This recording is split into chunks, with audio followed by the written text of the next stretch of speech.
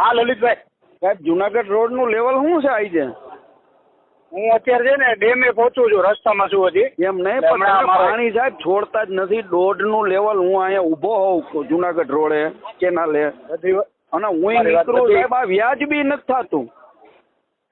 છે ને એક કામ કરો સાહેબ, જો તમને ટાઈમ હોય ને તો અમારું ડેમ સાઈડ થી જીસુડી હનુમાન ઉદીનો છે ને ગાળો. અરે સાહેબ તો તમારી બેદરકારી જ છે ને, કઈ હાથમાં હું તમને કહું કઈ 1.5 હોય.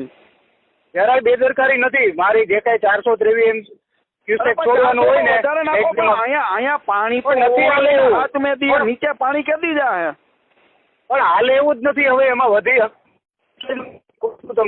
તમને જો ટાઈમ હોય ને, નીચે પાણી પહોંચાડવાની જવાબદારી આપણી ખરી કે નહીં? 7 દી થી આવે 13 દી તમે આખશો, તમે એમ કહો 50 MCFT નાખી છે.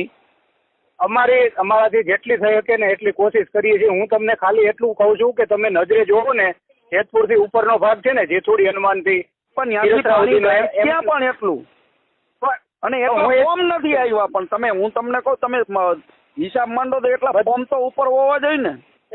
અમારો સ્ટાફ છે ને 100% બધો એ જ છે ભારે. અને અત્યારે વ્યવસાય જે કાર્યપાલક છે ને અમારા, અત્યારે ડેમે અમે ભેગા થઈ રસ્તામાં જ છું. કાર્યપાલક કોણ? વ્યાસ સાહેબ, એ અધિક્ષક ઇજનેર. SRP બંદોબસ્ત રાખો ને, ઉપરથી લાઈન દબાવો, કઈ બધા જાય. આખી રાત કાલે મારા 2 એસો છે ને આખી રાત ત્યાં કેનાલ ઉપર હતા, અને અત્યારે છે ને પાછી મીટિંગ રાખી. તમારે બધી લાઈનો દબાવી અને જુનાગઢ રોડ કાલ 24 કલાકમાં તમારે 2.5 ફૂટ કરવો પડે. નકર હું એને ધડકાથી બોલાવવાનો છું, હું તમને કહી દઉં. તમારે તમારા બધા હાટુથી SRP બંદોબસ્ત રાખજો. આ હું તમને ચોખ્ખા શબ્દોની અંદર કહું છું. અમે તો અમારાથી જેટલી કોશિશ થઈ જેટલી કોશિશ, એટલે તમે ઉપરની લાઈનો દબાવો તો નીચે પાણી આવે ને. 2 ફૂટમાં નીચે પાણી જાય.